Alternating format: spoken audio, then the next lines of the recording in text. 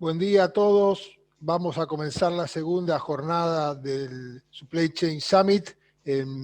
Ya lo estoy dejando ahora con Alberto Franisevich. Agradecemos a todos los que están presentes y los que se van a ir sumando. Alberto, todo tuyo. Bueno, gracias. Aquí estamos, como arrancando el día. Veo que se va sumando gente a medida que vamos avanzando. Así que yo tengo un ratito ahora como para hacer una pequeña introducción, y con esa pequeña introducción ya seguir trabajando como veníamos haciendo el día de ayer en los distintos tracks. Si fuese posible, me gustaría poder compartir en la pantalla mi presentación, así ya puedo, digamos, arrancar con la parte que me toca, ¿sí? Ustedes saben que esto es un mosaico de muchas cosas, así que lo que me gustaría hacer en estos 15 minutos aproximadamente es un repaso de cómo fue el día de ayer. Yo me anoté muchas cosas, además tuve la oportunidad de ver varios de los tracks en video a la tarde y a la noche, así que sé más o menos lo que pasó en cada lado y quería como resumirlo para que todos estemos en la misma página y podamos seguir avanzando con esto. Entonces, yo por ahí nunca me presenté debidamente, simplemente soy Alberto Franisevich. En algún momento fui ingeniero industrial, así que de alguna manera soy del palo en alguna medida, soy del palo de los ingenieros. Después me fui deformando, me transformé en emprendedor, trabajé muchos años en Dow en Estados Unidos, en Europa y volví a la Argentina para fundar una compañía que no tenía nada que ver con los productos químicos y plásticos, y que se llamaba Kids Sports, que era como un centro de entretenimiento para chicos. Eso lo disfruté un montón. La verdad que fue una experiencia genial. Me hizo aprender muchas cosas, entre ellas que irse de una corporación y arrancar un negocio solo en Argentina no es tan fácil. Y luego de eso trabajé en varias consultoras, hasta que en el año 2000 me integré como profesor full-time del IAE. Estuve 20 años, sigo como profesor del IAE, aunque un poquito menos full-time. Y en los últimos 3 o 4 años inicié con BTS, la empresa que está ayudando a Expo Trade en este proceso, que es una consultora sueca. Empecé la oficina de Buenos Aires y la zona sur de América Latina, así que estamos ahí en el mercado. Por suerte nos va muy bien. La empresa se dedica básicamente a hacer soluciones de aprendizaje basadas en aprendizaje experiencial. Es la líder mundial de simulaciones de negocio, y cuando Expo Trade planteó que no podía hacer la exposición de Supply Chain este año, empezamos a hablar de co-crear, ¿sí?, el Supply Chain Summit. Y acá estamos, así que para mí es como una gran satisfacción estar en este momento compartiendo este rato con ustedes. Para ir avanzando, básicamente voy a ser muy breve, no le voy a dedicar mucho tiempo, voy a tratar de ser bien específico. Ustedes se acuerdan que ayer empezamos con Lorenzo Preve, y Lorenzo nos empezó a hablar de los patrones macrodemográficos y de las pirámides invertidas, del mundo que se viene. A mí me dio como un poco de escozor todo eso, especialmente sabiendo lo que estaba pasando acá, pero me preparó como para abrir la cabeza a posibilidades, y un poco ese era el objetivo, abrir la cabeza a posibilidades. Así que espero que les haya ayudado a ustedes también. Después de eso vinieron lo que nosotros llamamos los tracks, o sea, estas avenidas de trabajo temáticas. Y en el track de tecnología lo tuvimos a Marcelo Pancotto, y Marcelo habló un poco del uso de la tecnología en el supply chain, de la industria 4.0, de todos los temas de aceleración. Estoy seguro que, como él es un especialista, los que estuvieron en ese foro pudieron aprovechar mucho su conocimiento del sector de operaciones. Luego de eso, vino, o en paralelo con eso, vino Julito Sánchez Lopacher, también un amigo de toda la vida, y él nos metió en todo lo que es el mundo de la agilidad, empezando con de dónde nació la agilidad, cuáles son las metodologías ágiles, pero también nos hizo pensar en qué manera nosotros podíamos vivir la agilidad en el supply chain, no solamente como una metodología que nació de Haití, sino como una forma de pensar y un mindset para instalar. Y él, me gustó una definición que él dio, que es la agilidad es adaptarse a las tendencias de mercado. Entonces es como que es esa capacidad de estar siempre en movimiento, preparado y hacerlo rápido y avanzar, aún a costo de algunos errores y que se deberían transformar en aprendizajes, calibraciones, ajustes y seguir avanzando. En el otro track estuvo Fernando Cervoni, y con Fernando yo tuve la suerte de acompañarlo en ese track, así que estuve en vivo con él.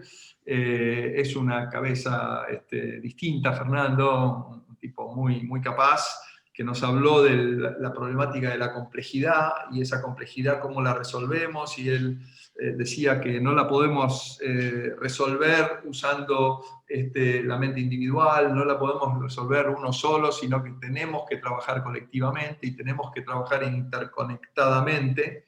A mí me gusta mucho usar la palabra interdependencia como una manera de definir esto. Y algo que él también dijo muchas veces es que el liderazgo ya no es más unipersonal, sino que es una cosa compartida, un poco más líquida, por decirlo de alguna manera. Así que también nos hace pensar, ¿no?, si el modelo jerárquico o el modelo centralizador de liderazgo hacia dónde va en nuestras empresas. Yo creo que va a sistemas de red, estoy convencido de eso, y también comparto con Fernando su punto de vista. Por último, estuvimos mirando a ver qué pasaba, cómo hacíamos para ser efectivos en un mundo tan incierto, y ahí apareció la discusión de si había que planificar o no había que planificar, y ahí con Manuel Chepi, Lorenzo Preve y Nacho de Emergencias estuvieron debatiendo cómo manejar la incertidumbre. Nacho trajo de alguna manera la experiencia de ellos, de esta demanda espontánea, y la demanda espontánea a mí me hizo acordar una época en la que trabajaba en Fredo.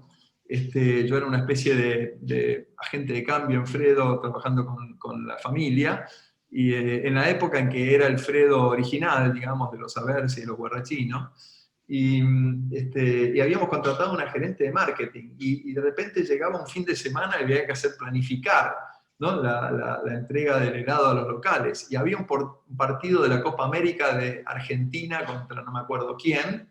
Entonces no sabíamos qué planificar, porque la experiencia nos decía, y en ese momento no había data como hay ahora, la experiencia nos decía que si Argentina iba ganando en el primer tiempo, el entretiempo de Fredo era una locura, ¿sí? Y si la Argentina iba perdiendo, ¿sí?, o terminaba perdiendo el partido, ese día no se vendía un solo helado.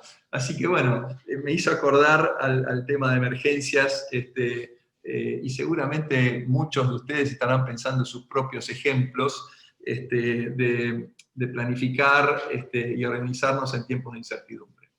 Con eso, después terminamos con una charla que a mí me sacó un par de lagrimones, que es la de Hernán Sánchez sobre el impacto social del proyecto Somos Uno, y me parece que eso fue tremendamente, ¿cómo podría decir?, inspirador, porque nos hizo pensar que cuando hay un propósito compartido, todo lo demás se acomoda. Entonces la importancia del propósito compartido. El propósito no es una cosa dura, no es una caja, no es una cosa así, es un intangible, pero que cuando está, ¿sí?, nos alinea a todos y nos hace mucho más efectivos a la hora de operar cualquier actividad.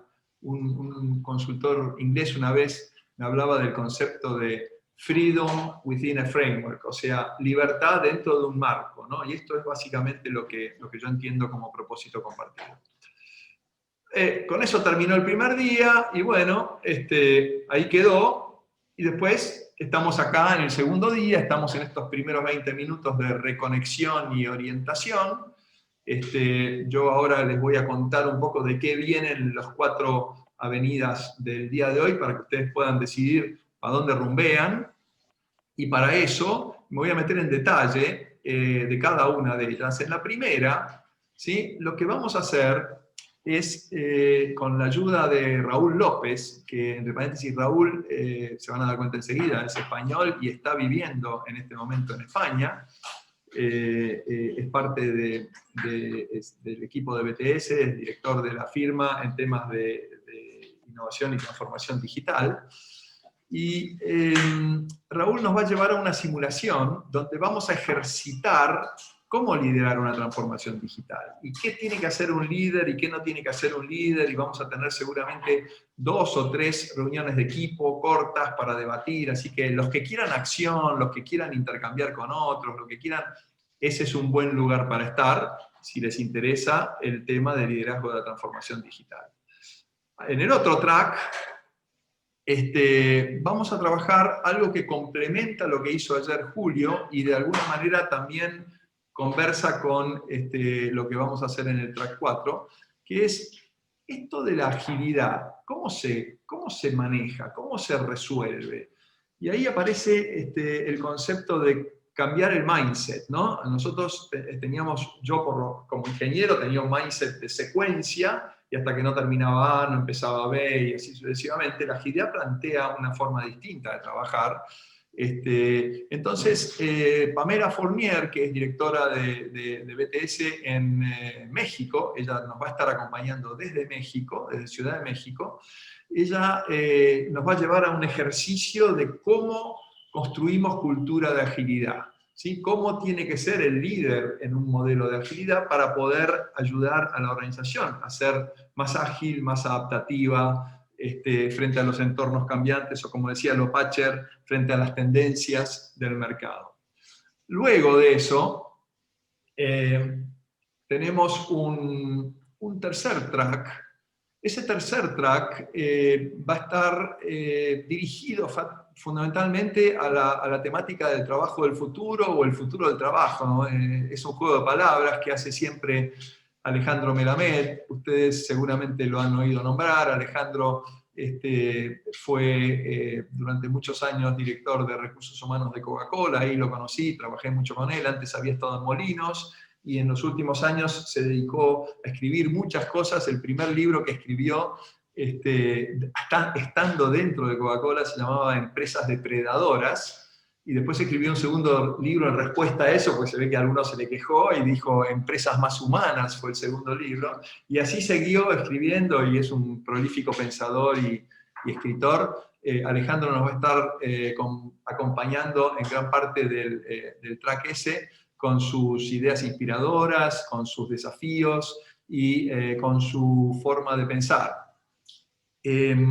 De alguna manera, ¿por qué estamos con este track? Porque muchos de ustedes en las entrevistas previas nos decían, mira, el factor humano es un elemento clave, y tener las personas adecuadas, tenerlas preparadas y tenerlas motivadas es una clave de éxito, ya sea para usar la tecnología, ya sea para usar las nuevas metodologías de trabajo, ya sea para adaptarse más rápido al cliente. Entonces, Alejandro va a estar manejando ese track número 3, yo voy a estar acompañándolo también un rato por ahí, y el track número 4, la autopista número 4, va a estar centrada en temas de productividad y eficiencia, y ahí vamos a estar compartiendo con Manuel Chepi y un equipo de personas que viene de la experiencia de YPF, de instalar y aplicar métodos ágiles, y cómo eso de alguna manera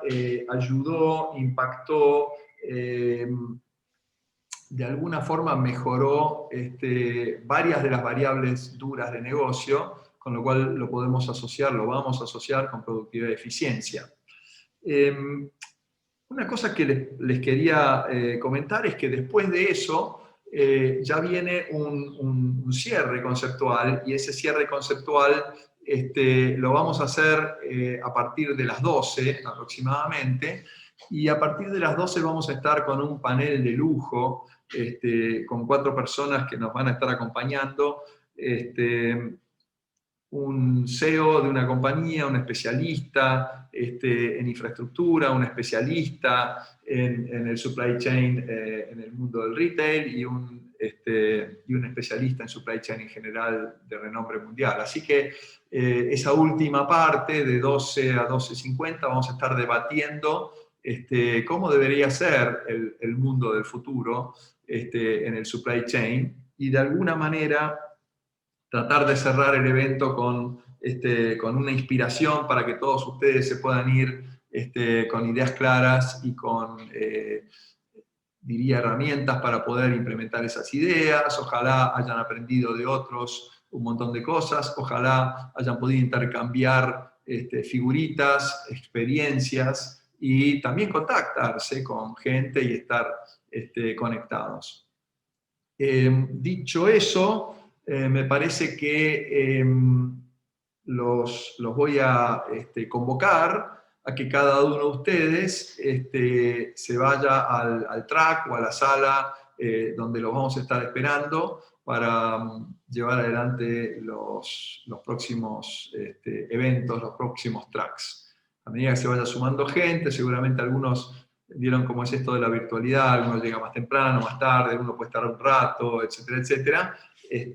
Ahí Alejandro les está volcando en el chat, entiendo, por las dudas, los links para que ustedes puedan ir a aquel track que prefieran ir.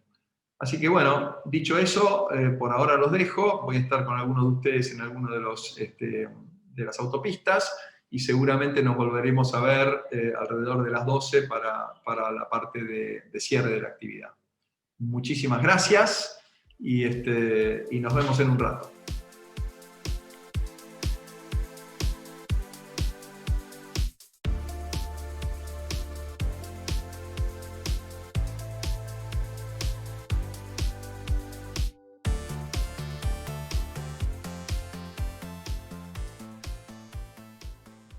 Gracias, Perdón, Alberto, acá, por venir. Sí, Alberto, si no estás se en asusten, condiciones... no se asusten, no me fui a ningún lado. Solamente quiero compartir un minuto, una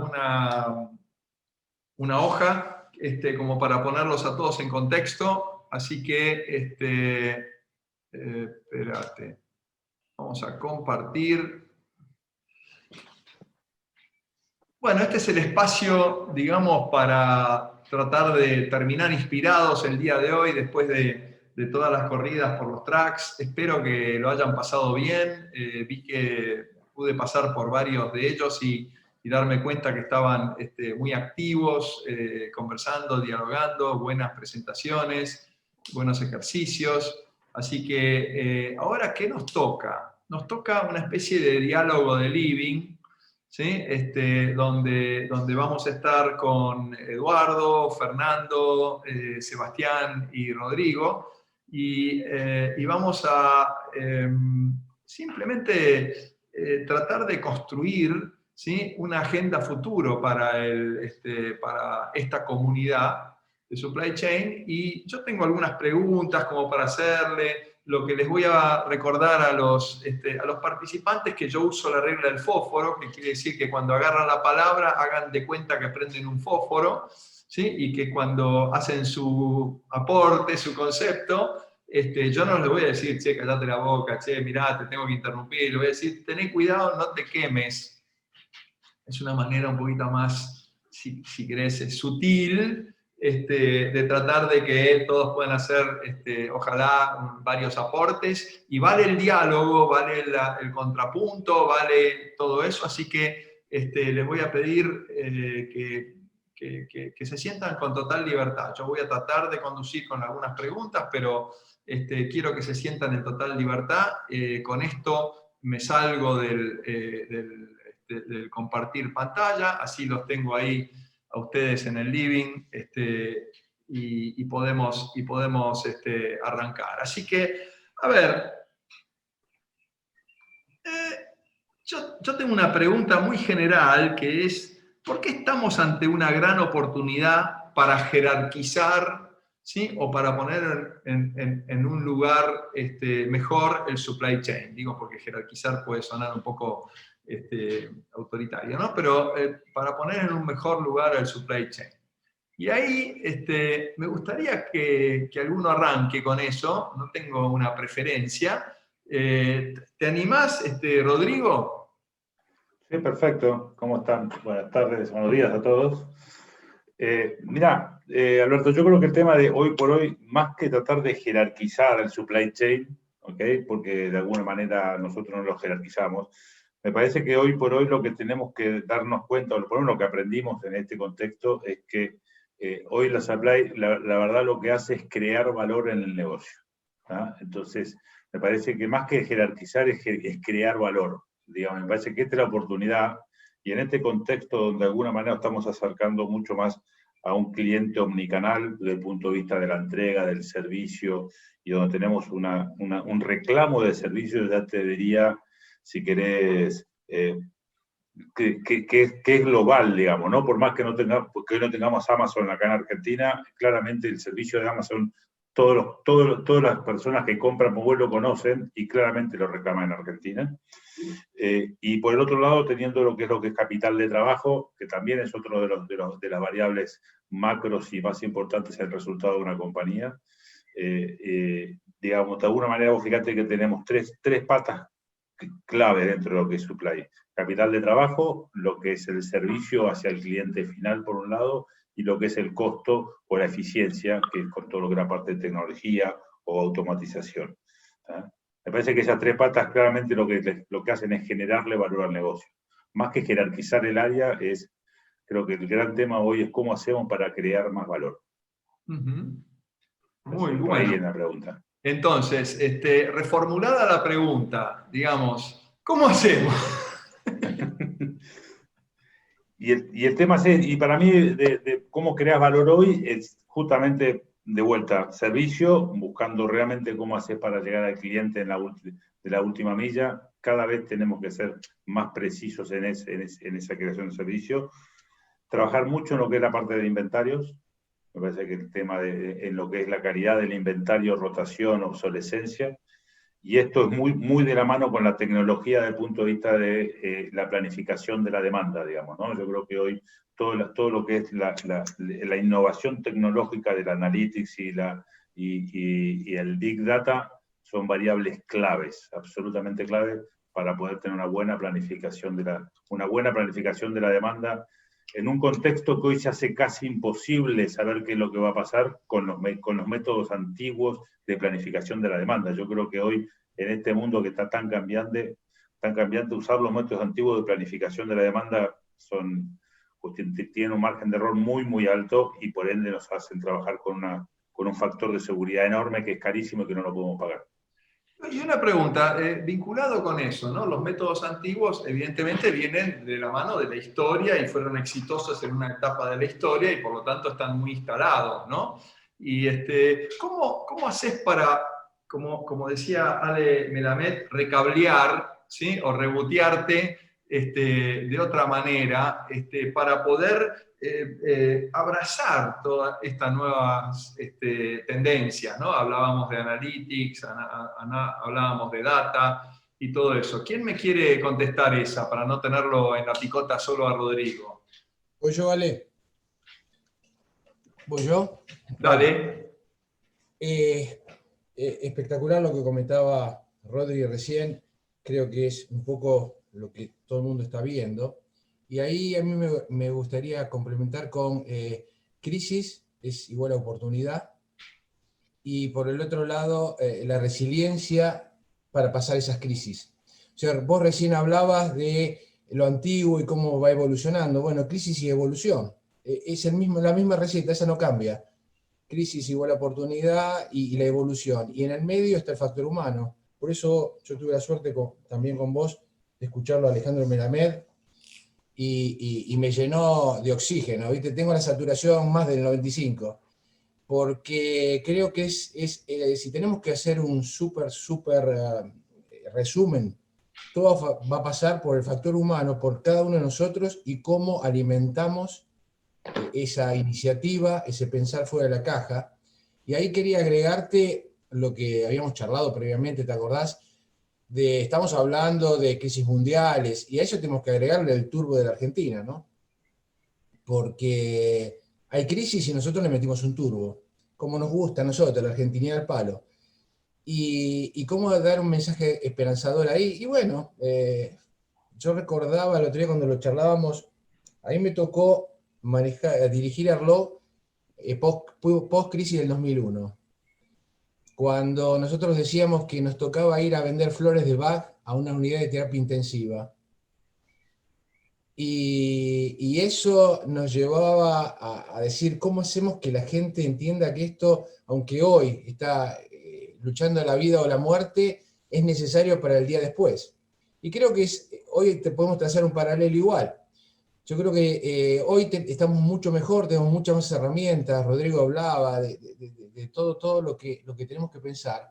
Y creo que hoy tenemos la suerte de estar abiertos al mundo, no porque nosotros, o desde el punto de vista gubernamental, nos hayan abierto al mundo, sino porque hoy la humanidad está abierta. Hoy la globalización es un hecho que va más allá de la bandería política o de la bandería de tendencia que puede haber en cada región. Y eso nos alimenta de una manera enorme para poder tener todo esto, toda esta energía, la resiliencia necesaria para la voluntad.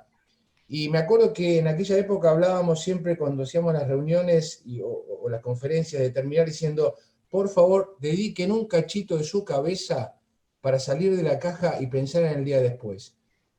Y me quedo con algo que dijo Ale Melamed, que vos podrás refutarlo, podrás reforzarlo mejor, con los dos proverbios japoneses, ¿no? El vivir intensamente el momento, y el otro tenía que ver con el respeto y la necesidad de compartir, ¿no? Y vivir intensamente el momento es la clave. Tenemos que vivir intensamente el momento sabiendo que hay un día después, disfrutar lo que estamos viviendo, pero el día después nos tiene que alinear con todos estos nuevos retos de la omnicanalidad y de la amazonización de la logística, y que son todos conceptos muy válidos, pero el factor humano los tiene que poner en práctica.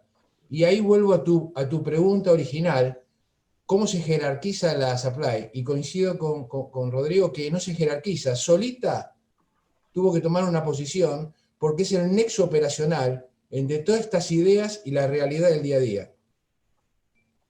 Muy bueno, Fernando, muchísimas gracias. Esta visión que estamos compartiendo viene de la mano de primero Rodrigo, que ustedes saben, ahí tienen todos los datos de cuál es su posición actual y su rol, de Fernando, que tiene mucha, como podríamos decir, conexión con el mundo internacional a través de la consultoría de Supply Chain. Me gustaría ahora escuchar las visiones que tienen Eduardo y Sebas. Sebas, lo interesante que aporta es que él no es del supply, ¿viste? Él es un CEO de una compañía que obviamente requiere del supply para funcionar el negocio. Y Eduardo tiene una visión también desde otro ángulo. Entonces la ventaja que tenemos ahora es que tenemos 4 ángulos distintos. Así que Eduardo, Seba, ¿quién quiere arrancar? Seba, ¿querés vos dar tu punto de vista y vas después Eduardo? Dale. Bueno, buenos días a todos. Gracias Alberto por la invitación. Sí, coincido con gran parte de lo que mencionaba Rodrigo y Fernando. Creo que la supply, si bien no vengo de la logística, hace más de 20 años que estoy en el retail, y dentro del retail la logística siempre es una parte muy significativa, pero he vivido en los últimos años cómo se ha tornado cada vez más gravitante para que el negocio pueda ofrecer lo que le pedía el cliente, ¿no? Porque más allá de ahora podemos estar hablando de la omnicanalidad y la última milla como algo más relevante, pero en los últimos 20 años la complejidad por la diversidad de formatos que requirió el negocio para poder sostener crecimientos, el consumidor que se fue complejizando mucho más en sus hábitos y la consecuente mayor nivel de surtido que fueron desarrollando los fabricantes, obligaron a hacer propuestas más clusterizadas, más complejas en su administración logística, ¿no? Y con eso las herramientas analíticas que te permitan pasar de los que tenemos muchos años en el retail, vivíamos cuando los pedidos se hacían casi a mano, y cómo evolucionar herramientas con algoritmos mucho más complejos que permitan administrar esa mayor complejidad, ¿no? Entonces yo diría que si la logística no evolucionaba dentro del negocio, tampoco podía evolucionar la propuesta del negocio hacia el cliente, o sea que la logística lo hizo posible. Ni hablar lo que está pasando en estos últimos años, y en particular en este año con el acelere que está teniendo toda la venta online, donde la logística hasta diría que empieza a formar parte de la experiencia del cliente. Tal vez hasta no hace mucho tiempo la experiencia del cliente era el stock out, ¿no? Más allá de los elementos de eficiencia que mencionó Rodrigo, que tiene que ver con el capital de trabajo, y los costos implícitos también de la operación logística, teníamos el stock out como el indicador, es decir, el cliente quiere buscar algo y lo quiere encontrar, ¿no? Ni hablar ahora con la omnicanalidad de última milla, lo que significa las variables de la promesa de la entrega, algo que está siendo muy, muy hackeado en estos momentos donde los canales están un poco desbordados. Y no solo la promesa de entrega en el cumplimiento de la banda horaria, ¿no? Un problema de completitud no era lo mismo cuando estás abasteciendo una tienda que cuando estás abasteciendo un usuario final en un pedido que recibe a domicilio, ¿no? Con toda la implicancia que tiene, ¿no? El retrabajo de un error en una recepción de un pedido en domicilio, ¿no? Y también se amplía con la red logística de tiendas, que digamos, antes lo veíamos como punto de venta, donde terminaba la operación logística, y hoy el punto de venta es en sí mismo una operación logística donde puede estar haciendo una preparación de un pedido para un pick-up en un local, ¿no? Y donde tiene que incorporar herramientas también de la logística dentro de lo que tradicionalmente era una sala de venta, ¿no? Así que ciertamente ha tomado una relevancia, digamos, muy sustantiva en el armado de las estrategias de negocio, y desde ese lugar creo que hay una oportunidad, digamos, de desarrollo del sector muy interesante. Muy bueno. Muy bueno, me quedo impresionado con eso, y la verdad que esto de la última milla me hace pensar en algo que me llamaba mucho la atención. Yo vivo en un barrio cerrado, ¿no? Y no sabría decir si la última milla es el portón de entrada o es el tipo de vigilancia del barrio que me trae el paquete a casa. Me lo aclaran eso porque no la tengo clara, porque tiene implicancias hasta económicas eso, ¿no? Es una pregunta más para los carriers eso, ¿no? Si vos me preguntás a mí como cliente, debería ser en la puerta de su casa, ¿no? Pero ahí se mezclan las problemáticas de los consejos de administración de los barrios y del interés del carrier de dejar todo en la puerta, ¿no? Yo he tenido los dos servicios distintos, en la puerta de mi casa y tener que ir con la lluvia a la guardia a recoger. Y claramente, si hablamos de experiencias, son experiencias muy distintas. Claro, tal cual. Tal cual. Y ahora lo que sí, Alberto, pensate que ahí ¿cómo se llama? Preguntarle al responsable de la guardia de tu barrio es cómo le creció la cantidad de deliveries que recibe por día. Yo cada vez que salgo del barrio hay una camionetita de alguno de los carriers, entregando mercadería. Es impresionante. No paran de recibir paquetes. Sí, sí. Alguien me contaba una anécdota simpática de un entrepreneur que estaba ofreciendo a los barrios un sistema de lockers para poner en los lockers los productos, porque los la gente de seguridad estaba dispersa haciendo tareas que no tenían que ver con la seguridad. Pero bueno, que en Nueva York, es una anécdota, no los quiero dispersar con esto, pero... Sí, te decía ahí solo un segundito, yo en Nueva York he leído por ahí que estaban poniendo ya lo que son transportadores verticales para automatizar el movimiento de cajas o de entregas de deliveries dentro de un edificio, porque justamente el encargado del edificio no puede manejar todos los paquetes, entonces era como que tener un lugar de entrega del paquete en el subsuelo y tener ahí un elevador vertical que lo lleva a cada uno de los pisos para que después el cliente vaya y lo retire. ¡Qué bueno! Qué bueno. Albert, yo creo que, Albert, ahí, si querés bajarlo a Argentina y el contexto, porque en realidad también se está estudiando la última milla con robots autónomos, ¿no? Dentro del barrio, que haya robots autónomos que vayan a cada una de las locaciones, porque eso se puede planificar con GPS. Pero si querés lo bajamos a la Argentina, porque en realidad cuando hablamos de todo esto, todos tienen razón. O sea, los barrios privados no fueron creados para ser un pick-up point. Y por otro lado, está todo llamarlo mito, por decirlo de una manera un poco más amplia, del contagio del COVID. Porque como se sabe muy poco de todo eso, no es solamente un tema de poner más stop en la camioneta y poder llegar a más lugares, que es verdad, porque eso te planifica el costo. También está el tema del contacto y no sé si a ustedes les habrá pasado, pero recibís los paquetes y le tirás 2 litros de lavandina a cada uno y querés ver qué va a pasar. Yo creo que ese es el gran desafío de la nueva normalidad, ¿no? Porque la tecnología está y después en el contexto argentino vamos a tener que ir adaptándonos. Seguramente en algún lugar vamos a ver robots entregando cada uno de los domicilios y en otros no. Ese es parte del desafío, ¿no? Claro, claro.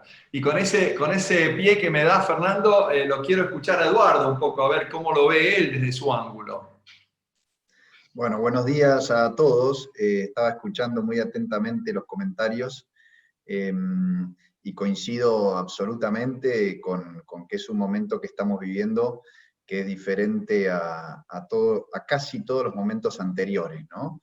Y yo pienso que lo que estamos empezando recién ahora a vivir en Argentina, pero ya se está viviendo en muchos países del mundo, solo es comparable en términos de la revolución que está generando con lo que pasó en la década del 60 con el supermercadismo, ¿no? Yo creo que a ese nivel es el grado de transformación y de que se nos mueve el piso a todos, ¿no? De alguna manera, todo lo que estaba medio consolidado de alguna manera hoy se pone en duda respecto de las fuerzas comerciales de las distintas empresas, las tipologías de empresas, los retailers, los operadores logísticos y la relevancia que cobra la logística. Me parece súper interesante. Pero creo que hay algo también importante que es ser conscientes de que hasta ahora al menos no estamos actuando en consecuencia, ¿no? Muchas veces cuando se hace este tipo de eventos, en los últimos 20 años, por ejemplo, es normal que uno comunique, dialogue y piense en que esta revolución del e-commerce está viniendo, está llegando y está transformando.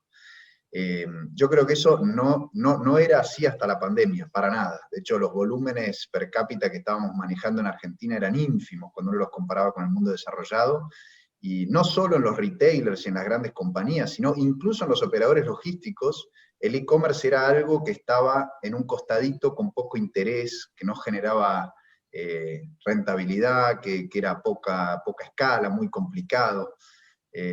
Y realmente creo que tenemos que ser conscientes de que hasta hace muy poquito no le estábamos dando la importancia que evidentemente tenía, ¿no? Y ahora la pandemia creo que nos está poniendo frente a un choque de realidad que ojalá haga que realmente tomemos las decisiones vinculadas con el tamaño de la oportunidad que tenemos enfrente, ¿no? Qué bueno, qué bueno. Una cosa que escuchaba cuando estaba conversando antes con, me parece que era con Sebastián, y él hablaba de la complejidad. Estas oportunidades plantean, digamos, grandes espacios, océanos azules para los emprendedores, ¿no? Y en la logística también va a pasar que los emprendedores van a empezar a ocupar espacios que van a incomodar a algunos de los históricos, ¿no? Y esto, ¿ustedes lo están viendo acá? O sea, ¿cómo lo están viviendo los históricos digamos, de la logística frente a los nuevos jugadores? ¿Están aprendiendo? ¿Se están defendiendo? ¿Cómo son las reacciones que ustedes ven? Bueno, yo no me puedo caratular como uno de los históricos, pero para un comentario nomás respecto a lo que estás diciendo, Alberto, realmente es impresionante el nivel de disrupción y emprendedurismo que estamos viendo en la logística en estos últimos meses. Dame un par de ejemplos, Eduardo.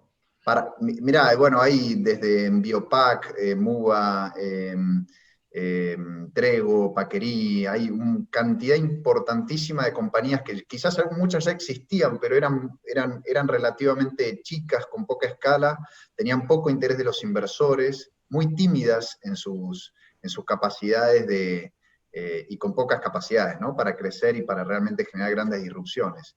Esas compañías, esos nuevos jugadores, incluyo también Globo, Pedidos Ya, Rappi, incluyo también grandes transformaciones entre los operadores logísticos tradicionales, no menos de 8 o 10 que se están realmente transformando y enfocando en el lugar, y los que ya hacían e-commerce que están empezando a crecer de manera exponencial y recién ahora tomando dimensión, en mi opinión, del tamaño de la oportunidad, ¿no? Es como que se está abriendo el juego.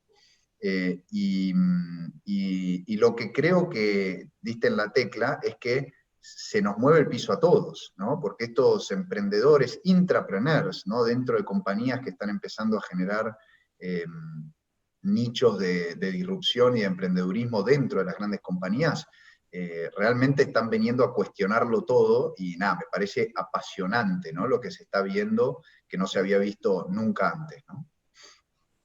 Ahí, si me permitís, complementando ahí lo de Eduardo, que estoy 100% de acuerdo, es tan complejo y hay que agregar el factor regulatorio, ¿no?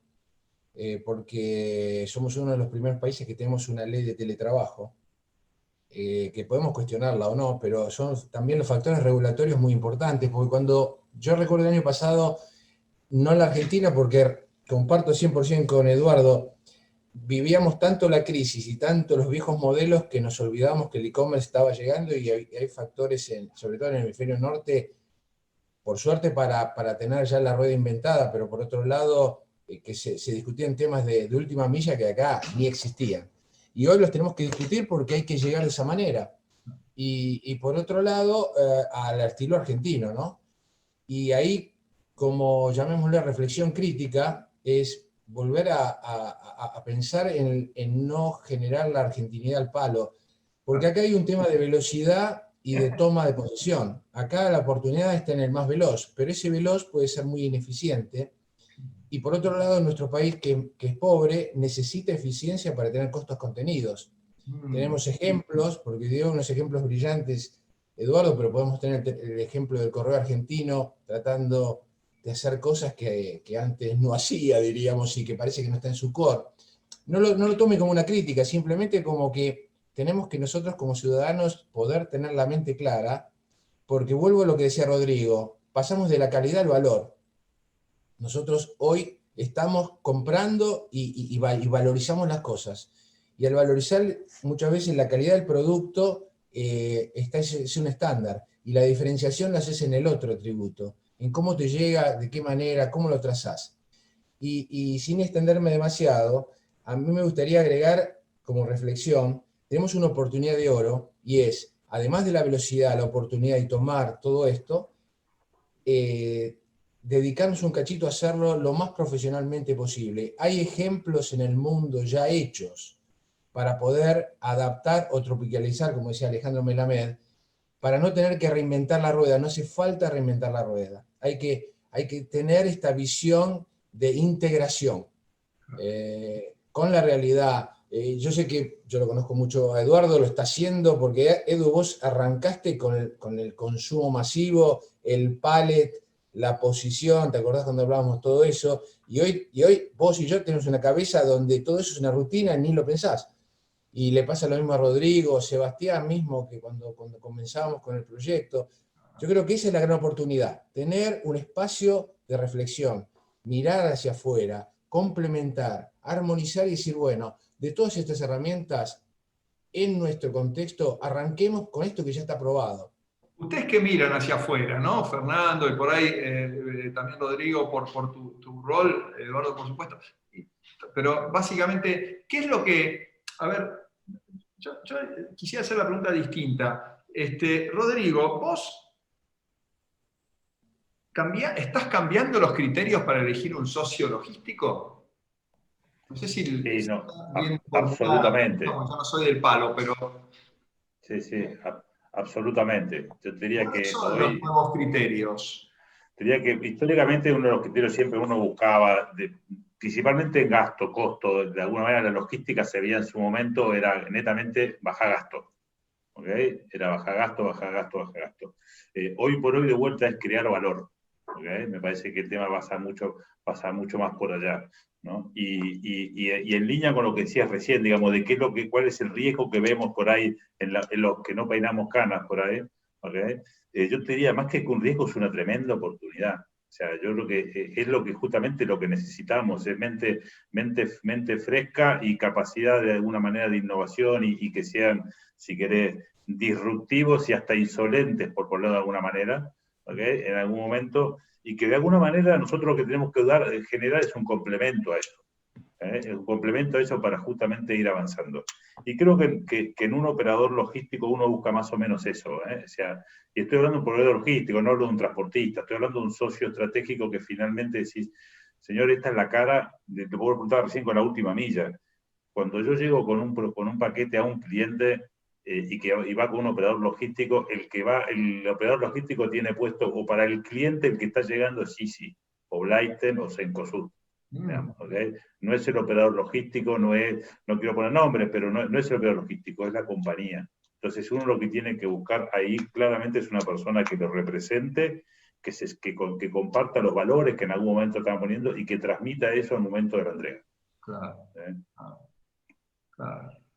Bueno, a ver, Eduardo, gracias, Rodrigo. Eduardo, una pregunta, porque yo escuché por ahí de que los espacios del almacenaje, la colaboración, ¿es real o es puro verso? Esto de la uberización de los espacios y de la red de depósitos que es ahora para todos, ¿es un sueño? ¿Es una ilusión óptica? ¿Es una posibilidad concreta?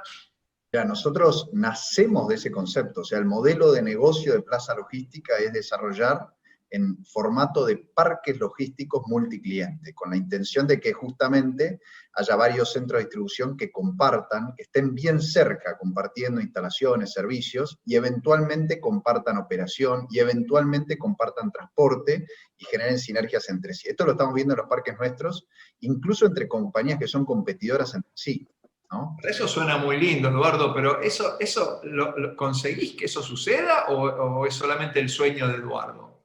No, eso está ocurriendo, debería y podría ocurrir con mucho mayor medida. El gran beneficiado de la cooperación es la empresa mediana y chica, ¿no? La empresa grande justamente tiene su posición de ventaja gracias a que logra generar escala en sí misma. Por eso en los negocios, en general lo que uno tiende es a tratar de hacer crecer y escalar su propia empresa. Yo creo que una de las grandes transformaciones que se vienen en el mundo es que se viene la era de las empresas medianas. Porque si nosotros logramos, mediante la tecnología, mediante modelos innovadores como los parques multicliente y tantos otros, logramos verdadera cooperación, lo que vamos a tener es la prosperidad de las empresas medianas y chicas trabajando en red. Y eso desde todo punto de vista trae al capitalismo en general un nivel de virtuosismo que no hemos visto jamás, ¿no? Desde el punto de vista de la demanda laboral, desde el punto de vista de la innovación, desde el punto de vista de acercar el empresario y el emprendedor a la realidad de su negocio. Digamos, el ser humano naturalmente está preparado para trabajar en equipos de no más de 100 o 200 personas. Está en la naturaleza humana, ¿no? Yo creo que las grandes compañías son de alguna manera una especie de consecuencia de las dificultades de trabajar en red. Y un último comentario con relación a este tema de la cooperación que es tan importante y que estamos empezando a ver cada vez más en todos los aspectos. Nosotros en el centro de distribución que tenemos desarrollado para Mercado Libre en el Mercado Central tenemos empleados de McDonald's, de Le Pain Quotidien, trabajando con su busito que dice Mercado Libre y Le Pain Quotidien, ¿no? Y estas cosas la verdad que ni soñábamos con verlas y ya las estamos viendo incluso en el fuero laboral. Lo que es cierto también es que la Argentina es quizás el país más difícil para hacerlo. Tenemos desde el impuesto a los ingresos brutos, desde cuestiones regulatorias, riesgos, dificultades para lograr una cooperación verdadera. La verdad que la Argentina es quizás el último país o entre los últimos países del mundo en términos de las facilidades que nos dan el gobierno, el Estado y las leyes, ¿no? Muchas gracias, Eduardo. Che, Sebas, vos que la ves transversal la cosa, ¿no? Pues estos son todos logísticos, ¿viste? Estos que están hablando. Vos que la ves transversal, ¿no? ¿Qué le dirías a los supply chainers como recomendación? Ok, bueno, a ver, yo creo que yo tengo también mi propio equipo dentro de la compañía, con lo cual podría ser un poco el mismo mensaje que les paso a ellos, ¿no? Creo que hoy estamos trabajando en la compañía internamente de una forma muy transversal, ¿no? La supply chain, como decía hace un rato, no es que empieza cuando el proveedor un fabricante nos entrega una mercadería y termina cuando dejamos un pedido en una góndola, en un local, ¿no? Cuando hablamos de esto de creación de valor, que mencionaba mucho Rodrigo y el cual comparto, ¿no? Cómo está cambiando el mindset de cómo toma la decisión la logística, ¿no? De la precisión y el costo a una mirada mucho más amplia que se entiende en la medida que vos entendés el negocio. Entonces, para hacer eso necesitas estar sentada en la mesa donde se habla de negocio y donde la logística tiene que aportar esa mirada adicional que ayuda, obviamente, a entender las limitaciones, por supuesto, que tiene el ámbito de la logística, pero no escapa al entendimiento de cómo agregar valor con ese cliente. Así que cuando el mensaje, yo creo, es primero entender al cliente que tiene que satisfacer el cliente de este operador logístico del cual estamos hablando. Si no entendemos por dónde pasa esa toma de decisión para evaluar un poco la performance de ese proveedor logístico, difícilmente el proveedor logístico va a estar en condiciones de tomar buenas decisiones o responder bien a las demandas de su cliente. Así que yo creo que me parece que esa mirada transversal que yo tengo, me parece que en la compañía hay muchas más personas que tienen que empezar a tener mirada transversal cuando se toman decisiones. Y creo que en esa mirada transversal no solo son los elementos que forman parte de la propia empresa, sino son esos socios estratégicos que terminan de redondear la experiencia del cliente. En este caso, el brazo logístico de una última milla o de un operador logístico que está inserto dentro del funcionamiento de una compañía. Creo que esa transformación que le escapa a la logística, porque podría estar hablando de la igual forma cuando estoy hablando de decisiones comerciales o decisiones del punto de venta. Esa mirada, digamos, de foco de valor que tiene que tener la compañía cuando toma decisiones, exige que en las mesas de trabajo estén sentados todos los actores, ¿no? Y si una compañía tiene de una forma tercerizada, de forma importante su logística, pues mejor que la tenga sentada en esa mesa, porque si no, difícilmente va a poder avanzar rápidamente y en forma ágil a satisfacer la demanda, ¿no? Claro, buenísimo. Che, y una para todos. ¿Cómo metes ese chip de customer centricity, ¿sí?, dentro del grupo de personas? O sea, de tu organización, particularmente dentro de los de la logística. O sea, ¿cómo se hace eso? Porque una cosa es decirlo y suena muy bien y la verdad que tiene mucho sentido si uno lo mira, pero decís, ahora, ¿cómo lo operativizo? ¿No? Si yo soy una compañía de las que están escuchando y yo quiero ir a un enfoque más orientado al cliente desde el punto de vista del rol de la logística, ¿qué tengo que hacer? Change management, o sea, tenés que manejar el cambio y viendo, creo que hoy en el track de Alejandro se habló bastante de esto. Cada empresa tiene su cultura, tiene su ADN, y a partir de ahí hay que edificar, porque es necesario que la empresa lo lleve a la práctica. Es fácil decir que todos tienen que tener una mirada transversal, pero a veces te encontrás que hay empresas que hablan de mirada transversal y los objetivos personales de sus empleados están alineados con objetivos personales. Entonces, es muy difícil a una persona exigir una cosa y después pagarle de otra manera. Pero todavía hoy es asombroso, ¿no? Porque esto ha ido cambiando, pero es asombroso. Y en lo nuestro, en la consultoría, ha tomado una relevancia terrible el manejo del cambio. Porque tenemos experiencia de proyectos técnicamente brillantes que han fracasado en la implementación, justamente porque falta este acompañamiento estratégico de la persona, de entender hacia dónde vas y el por qué estás ahí. Es interesante ver cómo uno trata de encerrarse para protegerse y lo único que haces es hacer macanas, porque lo que hay que hacer es abrirse. También quería volver a lo que hablaba Eduardo de las regulaciones, ¿no?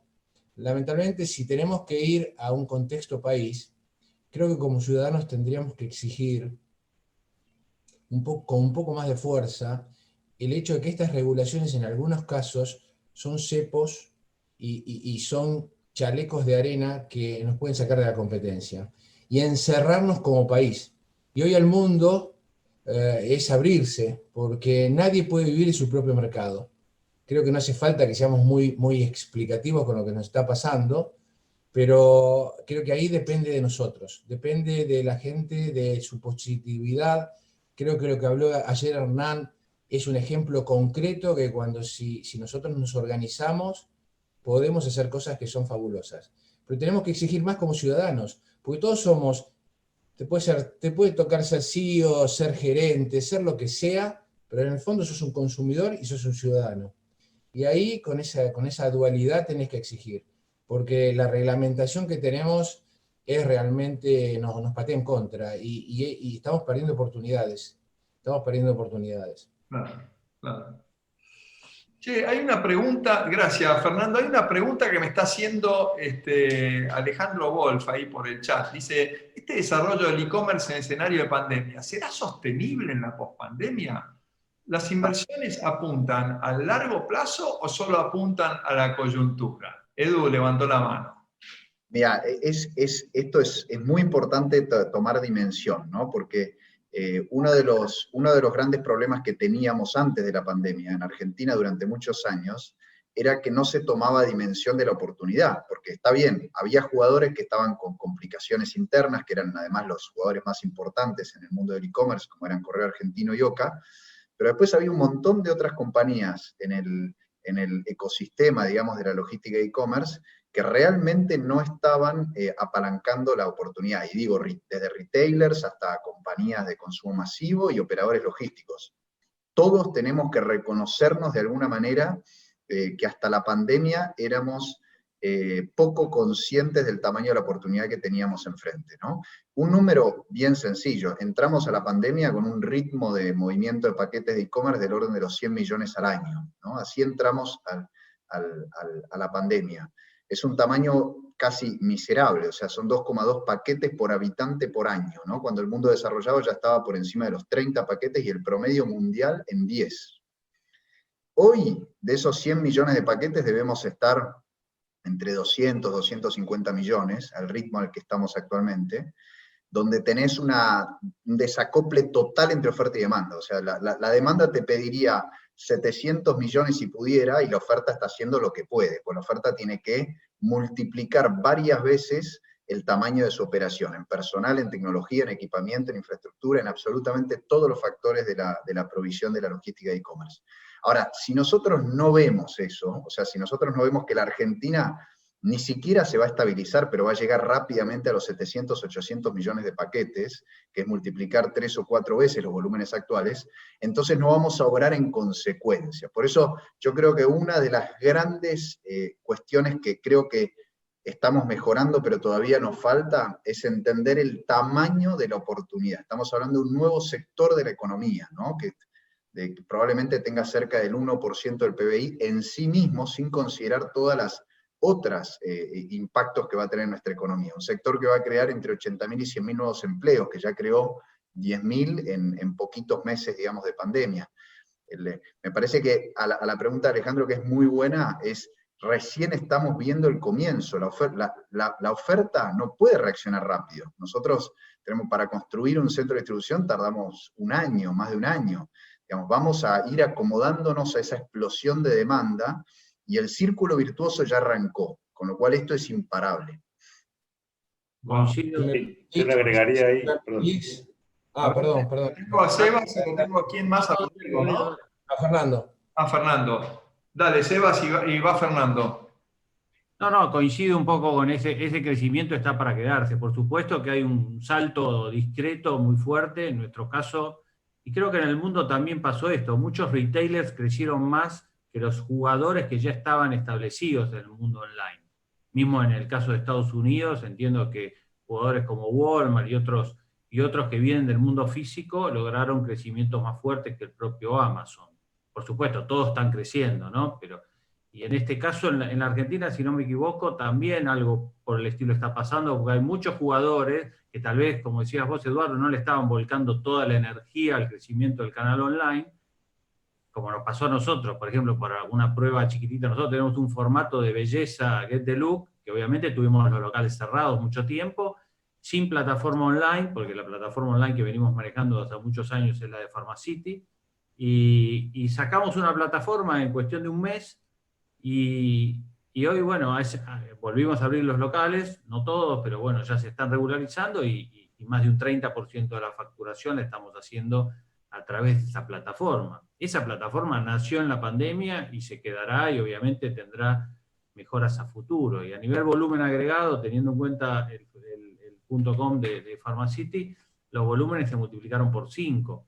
Se está hablando de que se ha acelerado como tal vez 5 años, un proceso que obviamente demanda una prueba de un cliente. La primera barrera es lograr que ese cliente pruebe el servicio. A medida que empieza a probar y sale de ese miedo, recordemos al comienzo cuando la gente tenía miedo de poner los datos de la tarjeta de crédito, ¿no? Y había que sortear determinadas barreras culturales, si se quiere. En este proceso, obviamente, lo cultural se aceleró y eso va a quedar. Obviamente hay una asignatura pendiente de parte de la calidad en la prestación del servicio online. Las promesas no son buenas, los errores son significativos. Entiendo que el cliente, en un contexto donde no tiene muchas opciones, persiste en el intento, y habrá que subsanar todos esos déficits, digamos, de servicio para cuando venga la nueva normalidad estar en condiciones de poder sostener la fidelidad de ese cliente en la compra online. Claro, claro.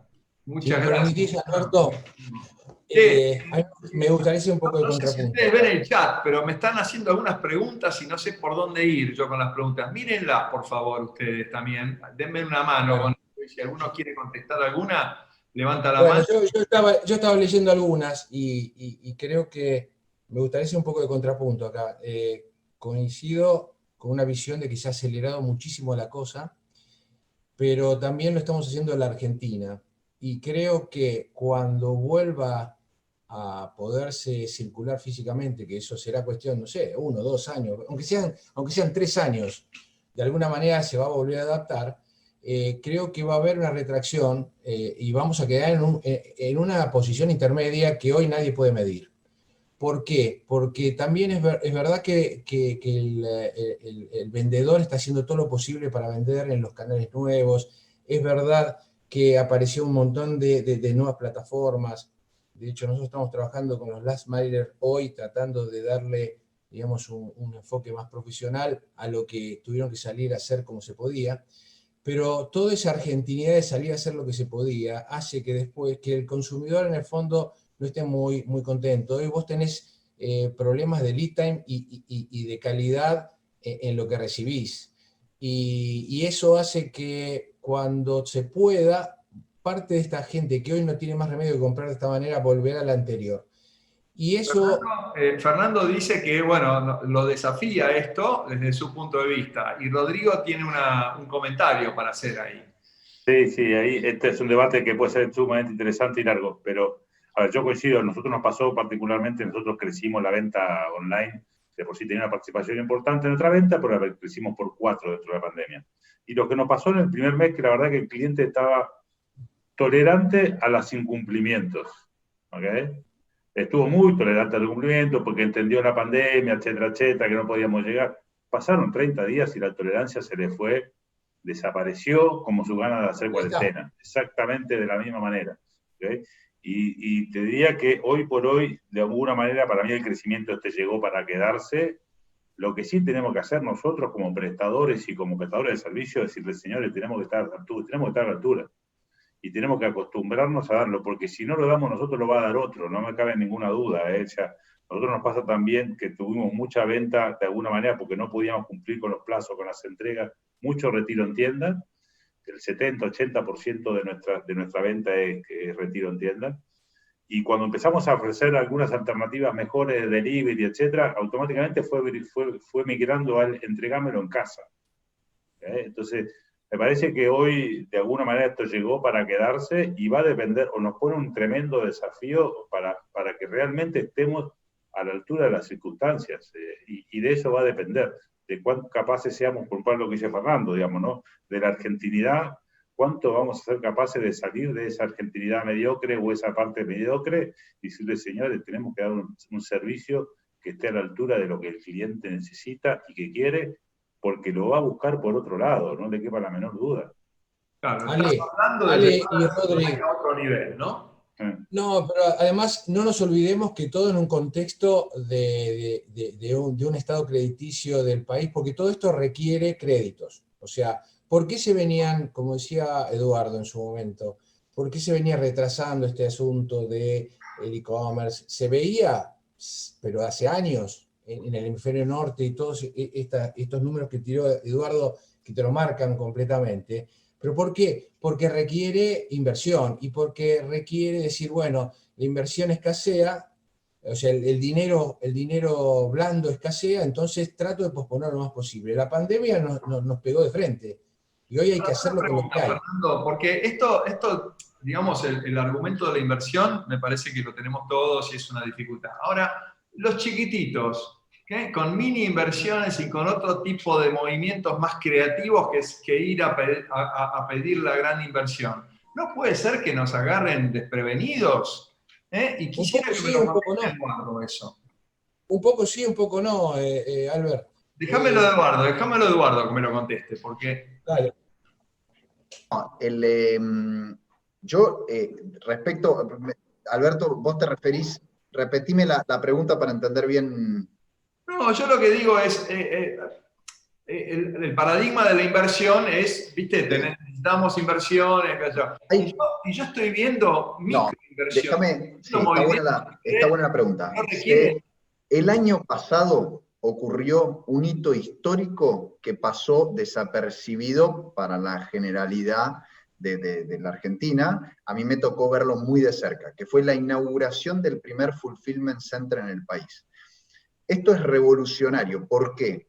Porque convirtió ese inicio de ese centro de distribución, lo que había sido durante años una situación de bloqueo, de círculo vicioso, en un círculo virtuoso. Esto yo lo vi claramente a lo largo del año pasado, pero también, no fue una explosión de crecimiento del e-commerce, simplemente realineó los intereses. De golpe empezó a existir un poquito más de escala, la eficiencia del servicio empezó a ser mejor, los tiempos de entrega más bajos, esto hacía que la gente lo use más.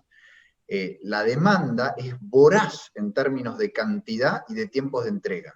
O sea, el mundo desarrollado está mostrando que no tiene límites. La gente lo recibe en 24 horas, se acostumbró en 15 días y te lo piden en 12 horas. Y pasar de 24 a 12 implica una revolución para toda la supply chain. Y implica mucho más transporte, mucha más inversión. Con lo cual, la demanda yo creo que no va a frenar porque se rompió ese círculo vicioso y empezó el círculo virtuoso. Eso es muy importante. Hoy tenemos un montón de jugadores que están empezando a ganar plata, que empiezan a tener escala, que empiezan a ver oportunidad de negocio, que empiezan a invertir, pero sobre todo a ponerle foco y cabeza, ¿no? Porque yo coincido en lo que dice Fernando, que las inversiones son uno de las limitantes para el crecimiento, pero no me parece la principal. Lo que me parece que era la principal es que estábamos en una situación de estancamiento que hacía que este sector no prospere, ¿no? Bueno, no me queda casi tiempo. Me gustaría una última frase, un par de frases de cada uno de ustedes sobre... Hablamos mucho de colaboración, hablamos mucho de la oportunidad a través de Seamos Uno, a través de la charla de Melamed, a través de lo que estábamos hablando recién también. ¿Cómo podemos hacer, cuál tendría que ser el propósito compartido de esta comunidad de supply chain? Si lo pudieran definir en una frase cada uno de ustedes, ¿cuál proponen ustedes que sea el propósito que nos una a todo este ecosistema, ¿sí? De supply chain? ¿Se animan? ¿Quién quiere arrancar? Arranco, si querés, es difícil lo que está, es amplio, digamos, pero yo te diría que para mí son dos cosas. Una es servicio y adaptabilidad, digamos, rápido, digamos, ¿ok? Hoy por hoy, cuando nosotros aprendimos a entender lo que el cliente quiere, ya quiere otra cosa. Entonces, la verdad que tenemos que crear justamente un entorno que nos permita adaptarnos rápido, y yo te diría más que adaptarnos, anticiparnos a lo que el cliente va a querer, porque seguramente tardamos más en desarrollarlo que lo que el tipo cambie de idea o que quiera algo un poquito mejor. Entonces tenemos que anticiparnos a lo que el cliente va a querer, y para eso no hay otra manera que es trabajar en equipo y trabajar de alguna manera colaborativamente con proveedores y prestadores de servicio, por decirlo de una manera. Muy bueno, muchas gracias, Rodrigo. Si me permitís a mí, sumando a lo de Rodrigo, y tratando de adaptarlo a un poco al leitmotiv que era la visión de futuro, pero dentro del contexto nacional.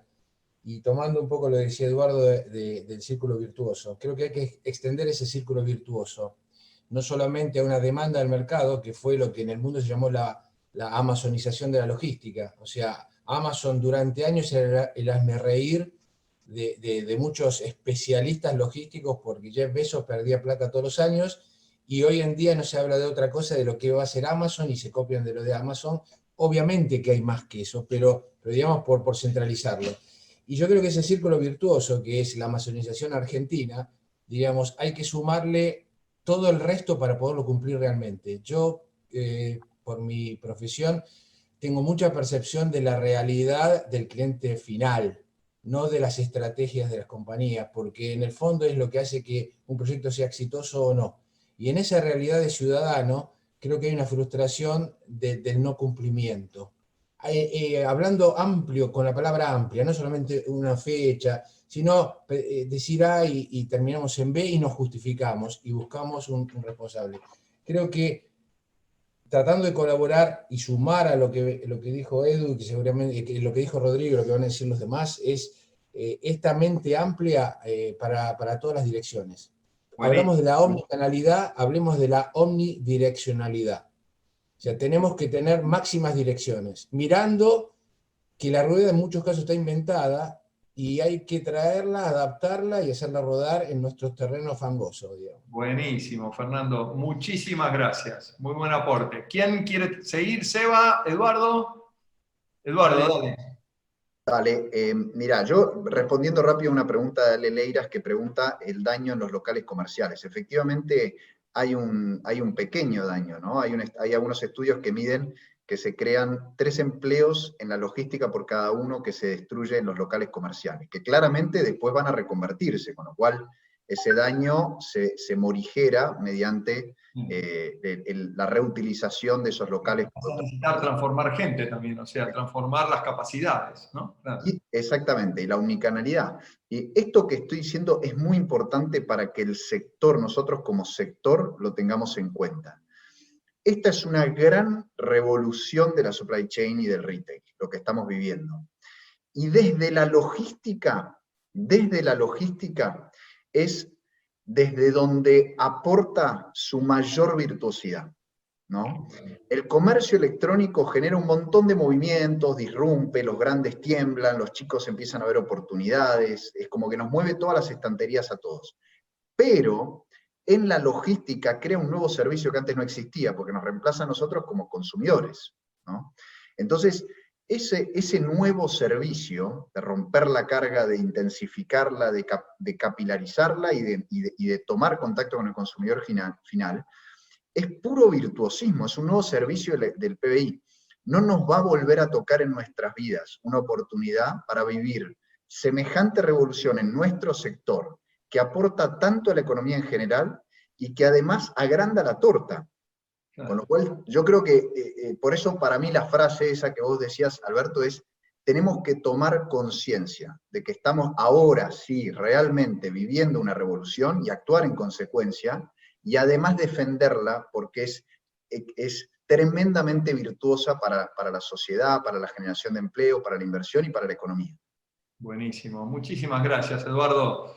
Y Seba, ¿te animás a cerrar después de semejantes alocuciones? No, bueno, vamos a ver si agregamos algo.